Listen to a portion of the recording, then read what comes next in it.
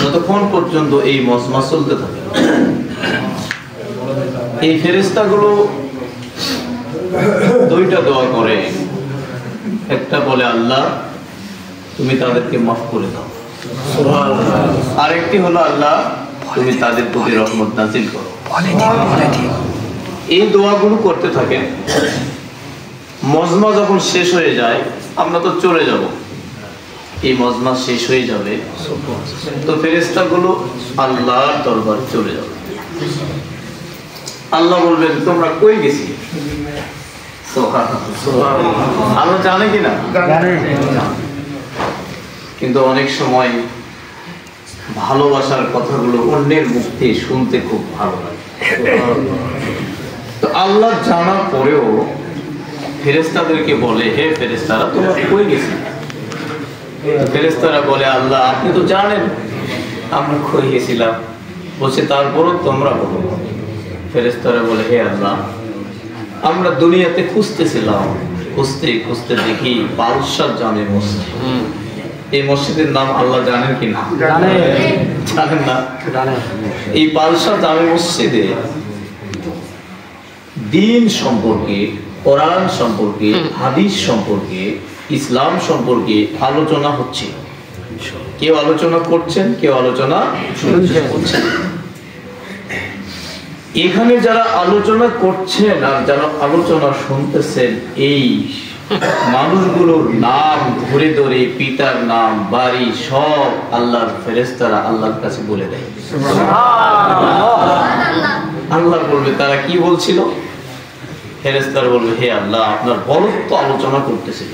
আপনি বড়, আপনি রিজিকের মালিক, আপনি হায়াতের মালিক, আপনি ইজ্জতের মালিক, আপনি বেইজ্জতের মালিক, আপনি সব কিছু করনেওয়ালা জাত, আপনি সব কিছু বানাইছেন, জমিন বানাইছেন, আসমান বানাইছেন, আসমান জমিনের মাঝে সব কিছু আল্লাহ আপনি বানাইছেন।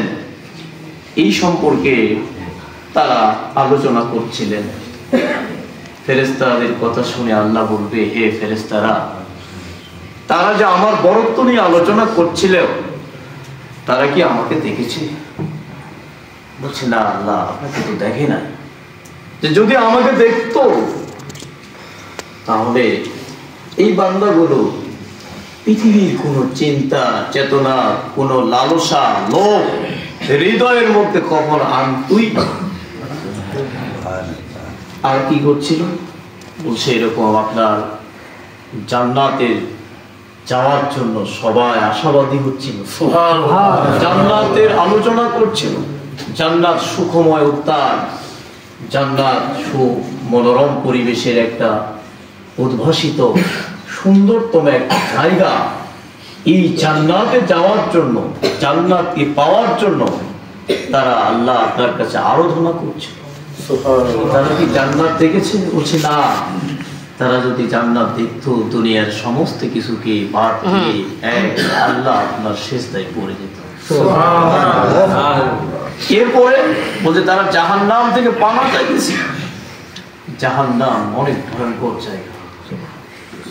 জাহান্নামের বর্ণনা আল্লাহ রাসূল সাল্লাল্লাহু আলাইহি সাল্লাম যখন সাহাবী আজমাইনদেরকে নিয়ে জাহান্নামের বর্ণনা করতেন, সাহাবী আজমাইনরা চিৎকার মেরে মেরে কাঁদতেন, চোখের পানি বেয়ে বেয়ে পড়ত।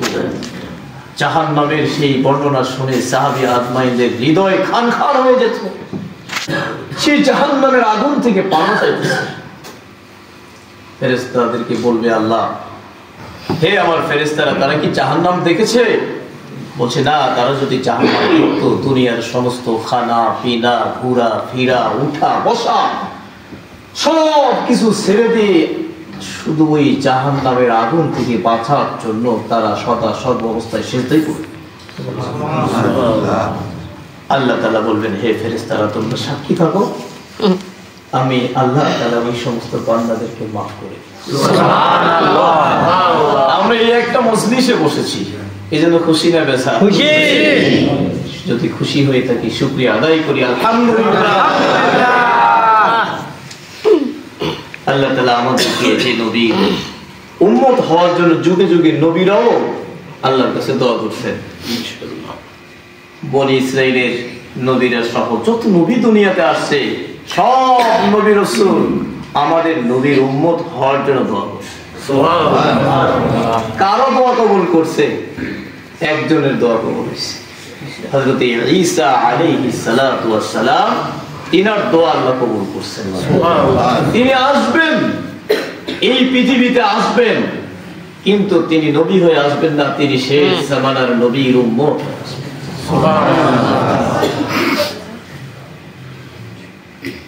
আসবেন, রাজত্ব কায়েম করবেন, ইসলামের দাওয়াত দিয়ে মানুষকে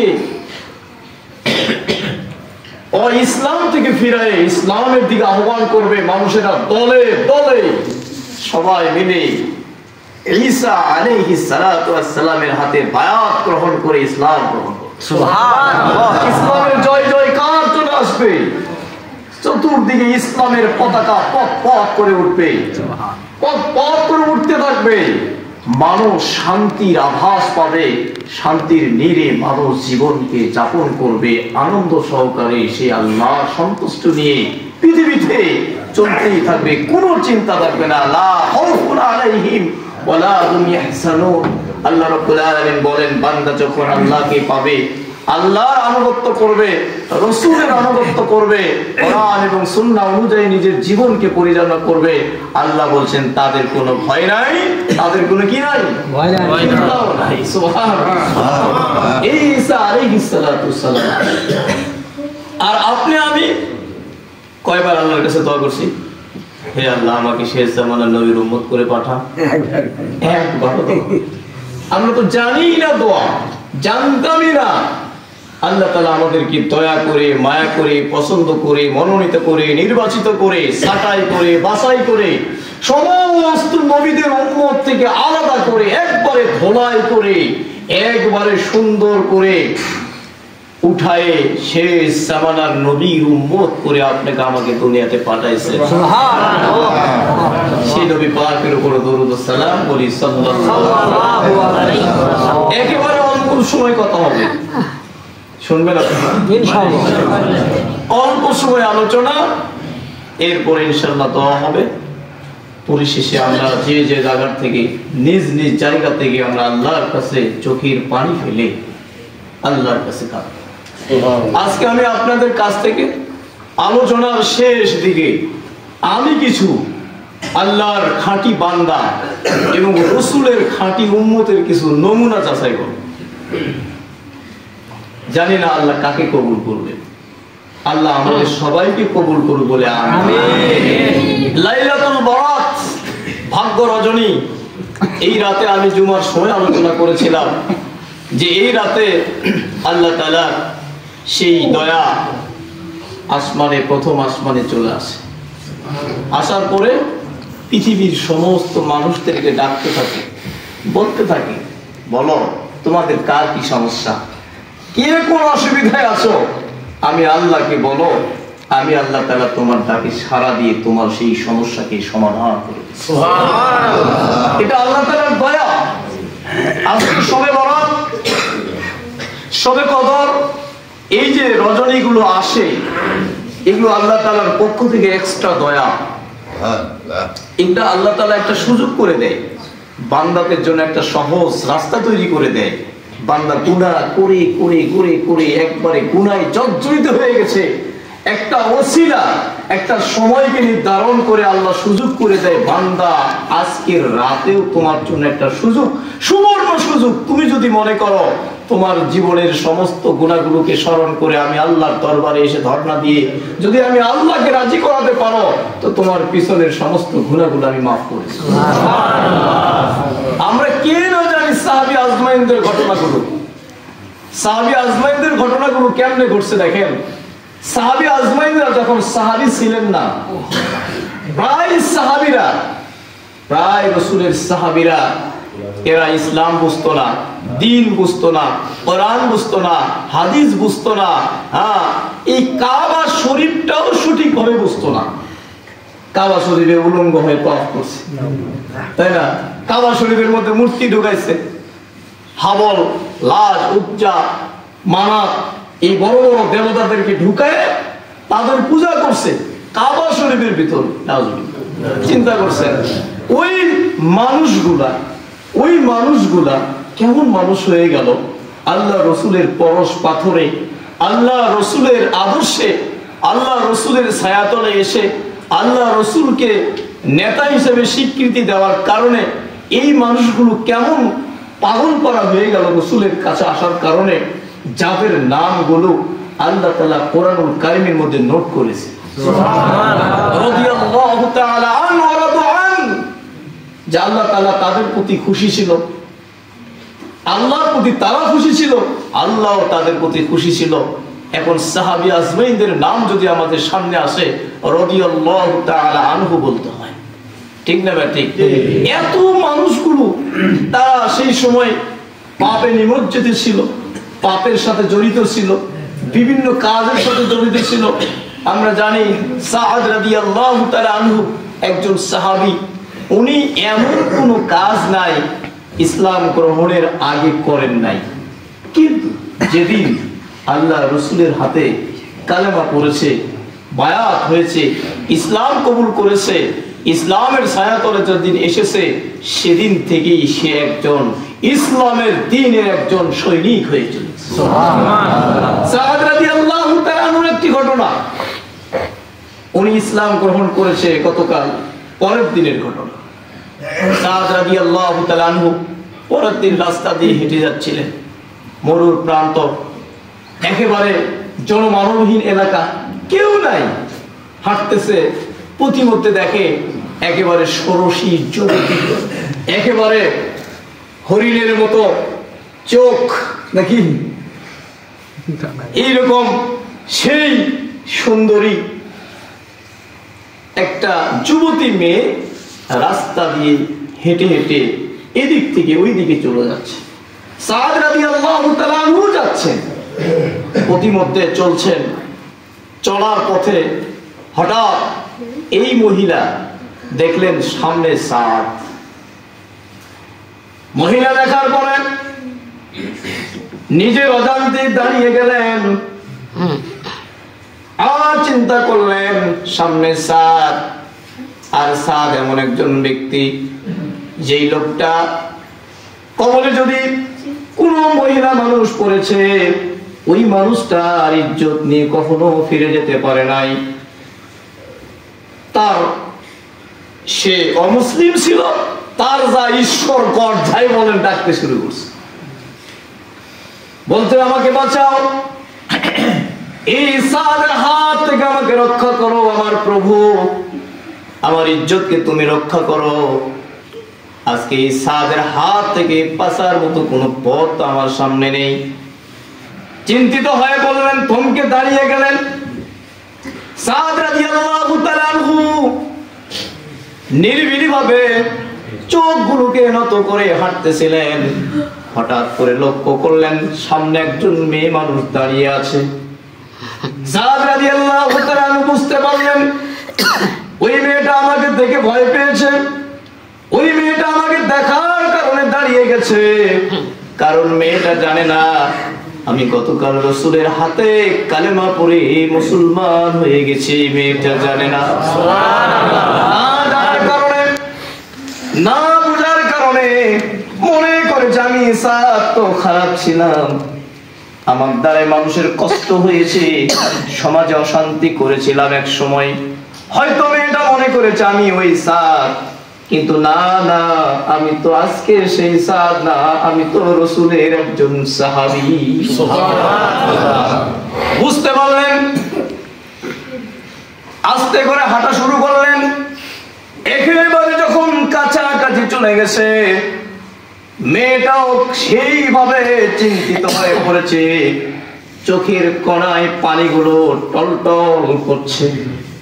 আজকে সাআদের হাত থেকে পালানোর মতো কোনো রাস্তা আমার সামনে নেই, কিন্তু আল্লাহর মহিমা বোঝা যায়। এই মেয়েটা জানে না, সাআদ ঠিক বুঝতে পেরেছে। একেবারে যখন সন্নিকটে কাছাকাছি চলে গেছে, আল্লাহ রাসূলের আদর্শ কালেমা পড়লে মানুষের কেমন পরিবর্তন হয়, এই ঘটনা থেকে শিক্ষা নিতে পারি আমরা। সাহাবী সাদ রাদিয়াল্লাহু তাআলা আনহু রাসূলের হাতে সবেমাত্র গতকাল ইসলাম গ্রহণ করার কারণে তার নিজের জীবনের পরিবর্তন কেমন হয়েছে দেখেন। মেয়েটার কাছাকাছি যখন চলে গেছে, দূর থেকে মেয়েটার ভয়কে দূর করার জন্য মেয়েটাকে ডাক দিয়ে বলছে, মা তুমি ভয় পেও না, তোমার কোনো চিন্তা নাই, তোমার কোনো ভয় নাই। আচ্ছা, একটা মানুষ যদি, একটা যুবক মানুষ একজন মেয়েকে যদি মা বলে, বলেন এর কাছে এই মেয়েটা নিরাপদ না বিপদ? নিরাপদ। সাদের মুখ থেকে যখন মেয়েটা শুনেছেন মা ডাক, পৃথিবীতে এমন একটা ভাষা, এমন একটা কথা, মা যদি কাউকে বলা হয়, যত বড়ই খারাপ খচ্চর হোক না কেন মেয়ে, ওই মহিলা মা ডাকার সাথে সাথে মনটা যেন গলে যাবে। মেয়েটা চিন্তিত হয়ে বললেন, এ কোন দৃশ্য? যেই লোকের সামনে, যেই যুবকের সামনে পড়লে দেরি হয় না, বাঘের মতো হামলা করে, সিংহের মতো গর্জন ছেড়ে মেয়েকে নষ্ট করে ফেলে, আজকে তার সামনাসামনি হওয়ার পরেও এই ছেলেটা আমাকে মা বলে ডাকলো, ব্যাপার কি? উনি চিন্তায় পড়ে গেছে, আরে মা বলে ডাকলে এই ছেলে হায়নার মতো যেভাবে শিকার করে, আর এর সামনে আজকে আমাকে মা বলছে। সাদ রাদিয়াল্লাহু তাআলা বলছে, মা তুমি চিন্তা করো না, ভয় পেও না। তুমি হয়তো মনে করেছো আমি সাদ, আগের সাদ, কিন্তু না না, তুমি জানো না আমি গতকাল রাসূলের হাতে বায়াত গ্রহণ করে কালেমা পড়ে মুসলমান হয়ে গেছি। মা তুমি চিন্তা করো না, ভয় পেও না, যতক্ষণ পর্যন্ত তুমি আমার সামনে থাকবে, আমি মা, আমি সাদ তোমাকে মায়ের মর্যাদা দিয়ে তোমার পাহারা দিতে থাকবো। চলো, তোমার কোনো টেনশন নাই। বলো তোমার বাড়ি কোথায়? ওই সামনে পাহাড়ের পাশে। সাদ বলছে, চলো তোমার বাড়িতে দেখা আসি। মেয়েটাকে বলছে, তুমি আমার পিছনে, আমি সামনে, তুমি আমাকে পিছন থেকে নক করবে, কোন দিকে যেতে হবে আমি সেই দিকে যাব। আস্তে আস্তে করে হাঁটি হাঁটি পা পা করে যখন মেয়েটার বাইরে কাছাকাছি চলে এসেছে, বলছে ওইটা আমার বাড়ি। সাদ বলছে, তাহলে তুমি যাও, আমি দাঁড়িয়ে আছি, যতক্ষণ পর্যন্ত তুমি বাড়িতে না পৌঁছবে আমি সাদ তোমার জন্য পাহারাদার হয়ে থাকবো। ইসলাম, ইসলাম এর নাম মুসলমান, এর নাম কালিমা। এটাই হলো সাহাবীদের আদর্শ, সাহাবীদের জীবন। মেয়েটা হতভম্ব হয়ে বাড়িতে ঢুকলেন। বাড়িতে ঢোকার সাথে সাথে এমন জোরে কান্না শুরু করে দিলেন। মেয়ের মা দৌড়ে এসে বলছে, মা বাইরে থেকে এসে বাড়িতে ঢুকলে আর এত জোরে জোরে কান্না কেন শুরু করলে? কি হয়েছে তোমার? রাস্তায় কোনো সমস্যা? কেউ কি তোমাকে কিছু বলেছে? কেউ কি তোমার কোনো ক্ষতি করেছে? বলো। মা, মেয়েটা মাকে জড়িয়ে ধরে কাঁদতেছে আর বলছে, মা আমি বিশ্বাস করতে পারছি না, আমার নিজের চোখে আমি কি দেখে আসলাম, আমার বিশ্বাস হয় না। মা বলছে, কি হয়েছে তুমি ভেঙে বলো, কি সমস্যা, অসুবিধা? মেয়ে বলছে, মা ওই যে আমাদের সাদ ছিল, সেই সাদের সামনে কোন মেয়ে মানুষ করলে বাঘের মতো, সিংহের মতো শিকার করত। আজকে সেই সাদ আমাকে মা বলে ডেকে আমাকে বাড়ি পর্যন্ত পৌঁছায় দিয়েছে। মা তোমরা কালেমা পড়ো আর না